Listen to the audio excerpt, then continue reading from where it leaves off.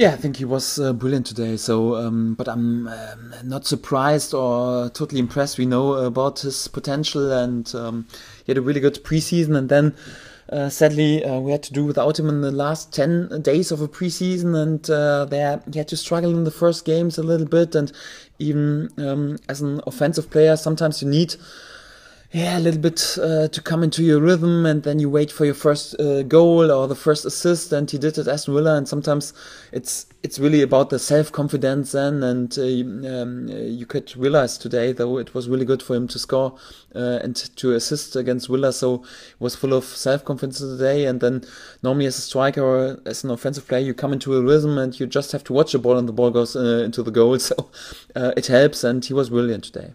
Yes. And to comment on his first goal in particular, wonderful finish, wasn't it? Yes, it was really nice. So, I think we had some problems in the beginning of the game, and Josh also to come into the game. But I think the last 75 minutes were really brilliant, especially from Josh. And he's really a threat when he had the ball on his foot and can face an opponent. And especially the first goal was really brilliant. You want to be good in possession, good across midfield, but he gives you a little bit different, doesn't he? Because he's pace and direct, and you probably need a bit of variety. Is that fair to say? In the way you go about it, you need to have a bit of everything, really. Yes, totally, because it's quite important not to be too predictable. So we want a mix of all. So we want to control the game, so to prepare the last finish pass in a really, really precise style. But sometimes you have to use chip balls. So when the opponent concentrates too much on your passing style in the midfield, then you have to use chip balls. And we want to be good in counter actions, and we want to be good in all the mix. And for that, especially for this topic, Josh is really a threat. Yeah.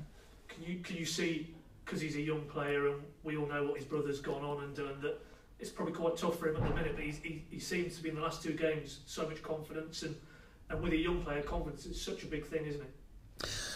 Yes, it is. So you could feel in the last weeks he was a little bit struggling for a good finish and for a goal, and sometimes you wanted too much, and then you concentrated a little bit too much on this movement. And to be honest, to be fair, he concentrates in last games or in the first games a little bit too much on his offensive action, and for that he was sometimes a little bit too late in his defense behavior, and we spoke about it, and we spoke about, he should concentrate on the elementary, on the basic skills, and everything will develop. So it's always in football, like in life, you will always earn what you deserve. So you have to invest and you have to work, and then success comes to you. And in this time it's the same. So he worked in his basic skills. He worked against the ball, and right now, he's there with his scoring and with his assists, and he's really good in his performances. For sure. That guy who came back tonight showed his value, Ivo Pinto. That's great for him to get 90 minutes and just move his fitness on again. Do you think?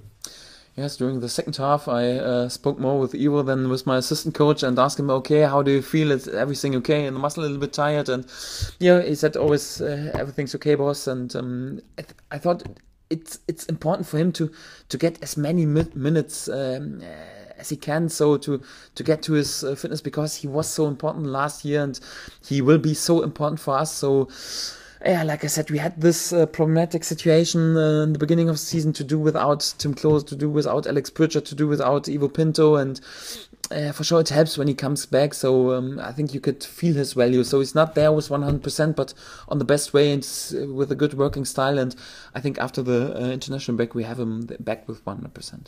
Just ask you about a guy you mentioned, Timm Klose. How's he looking now for Millwall? Optimistic he'll be involved, he'll be available? Yeah, to be honest, so yesterday he had to calm down a little bit his training, and but tomorrow he will join us together in the dream training. So he can't be an option because he was about 6 weeks away for the starting 11.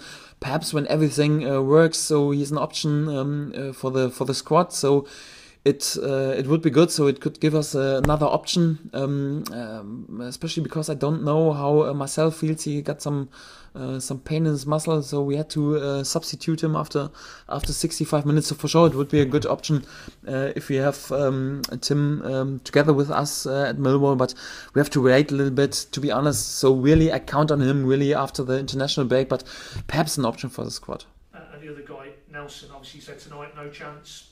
How's he looking for the weekend now? Hopeful or probably not?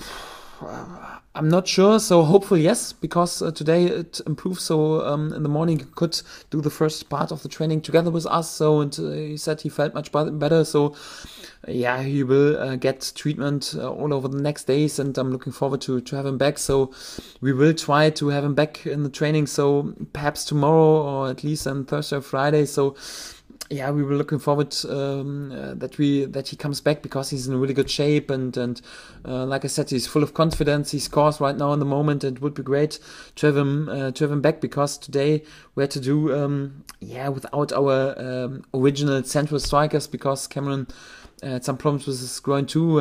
But I think Marley did it really well in the striker position, and yeah, we will see how things develops to Millwall.